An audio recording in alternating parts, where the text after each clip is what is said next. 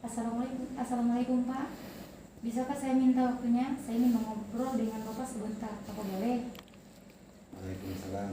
Wah, dengan senang hati. Mari sini. Apa yang ingin kamu ceritakan? Ya. Terima kasih. Begini Pak. Belakangan ini saya merasa tidak nyaman dalam suatu mata pelajaran saya. Hal tersebut sangat mengganggu pikiran saya Pak. Kira-kira apa yang bisa Bapak bantu dan apa yang kamu ingin capai pada diskusi kita kali ini? Saya sebenarnya Pak hanya ingin mendapat solusi dari masalah saya ini Pak. Terus ada lagi? Kiranya saya ingin memperbaiki cara belajar saya, mendapatkan nilai yang optimal dan merasa nyaman ketika proses belajar mengajar Pak. Baiklah, sebelumnya bisa kamu ceritakan hal apa yang membuatmu merasa tidak nyaman dalam suatu mata pelajaran? Saya bingung sih Pak. Saya merasa belakangan ini saya diperlakukan itu seperti tidak adil oleh seorang guru Pak dalam hal pembelajaran pemberian nilai ulangan. Apa yang membuatmu merasa tidak adil dari guru tersebut? Begini Pak, guru tersebut membuka les privat dan sebagian besar murid saya di kelas mengikuti les privat tersebut, kecuali saya. Bisa dijelaskan lebih lanjut apa yang membuatmu merasa tidak adil dengan gurumu yang membuka les privat tersebut?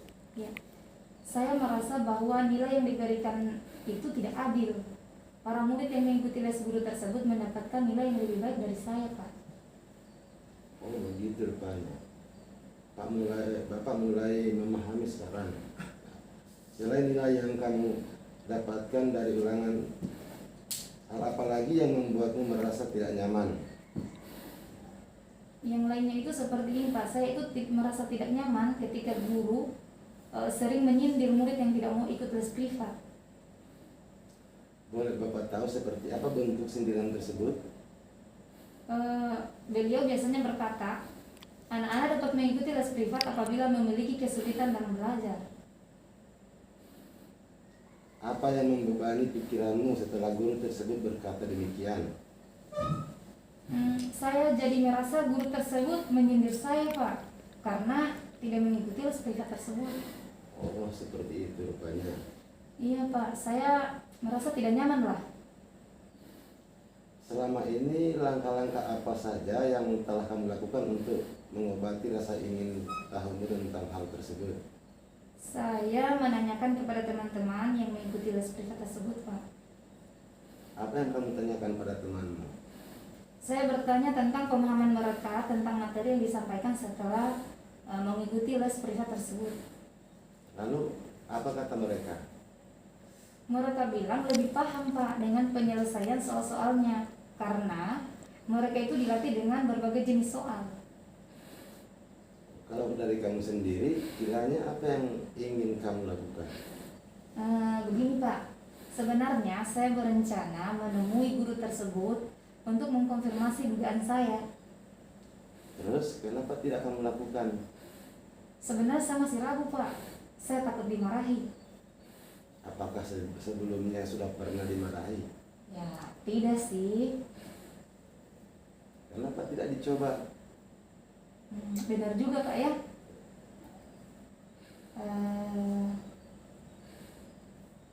Seharusnya saya mencoba dulu untuk menemui guru tersebut. Bagus, setelah kamu bertemu guru tersebut, apa yang ingin kamu sampaikan? Saya ingin menyampaikan bahwa saya tidak ikut les dan bertanya apakah itu mempengaruhi nilai saya di kelas. Selain itu, saya ingin mengkonfirmasi alasan saya mendapat nilai rendah. Bagus, ayo lakukan itu. Selain itu, apa kekuatan yang kamu miliki sehingga kamu merasa yakin mendapat nilai tinggi walaupun tidak ikut les? Saya suka belajar Pak. Setiap sore saya selalu mengulang pembelajaran hal tersebut dan bagian soal. Selain itu saya selalu membuat catatan yang rapi.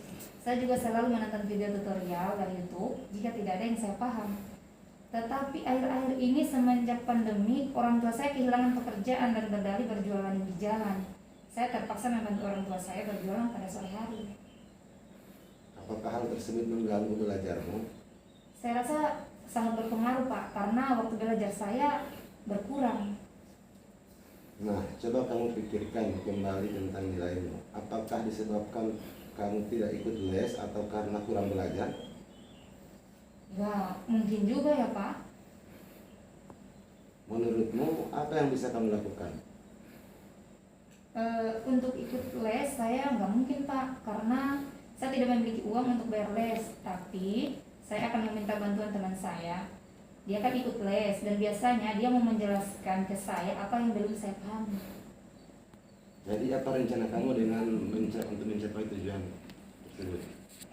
Rencana saya yang pertama, saya akan menemui guru mata pelajaran tersebut dan menyampaikan ke guru bahwa saya tidak ikut les dan bertanya apakah itu mempengaruhi nilai saya di kelas atau tidak. Yang kedua, selain itu saya mengkonfirmasi jawaban yang diberikan, maksudnya jawaban tes. Yang ketiga, saya akan belajar lebih giat lagi sehingga saya mendapatkan nilai yang tinggi walaupun saya tidak ikut les. Jika saya menemui kendala, saya akan meminta bantuan teman yang ikut les atau privat. Bagus, Bapak sangat suka rencana itu. Lalu, komitmen apa yang kamu lakukan untuk menjalankan rencana itu? Saya besok pagi akan menemui guru tersebut di sekolah Pak. Selain itu, saya akan belajar lebih giat lagi. Siapa yang bisa kamu minta bantuan untuk menjalankan komitmen ini? Saya akan meminta bantuan Eka untuk mengingatkan saya dan membantu saya belajar. Nah, itu baik kamu lakukan. Ya, terima kasih Pak sudah meluangkan waktu untuk mendengarkan cerita saya. Sama-sama. Terima kasih Pak. Oke.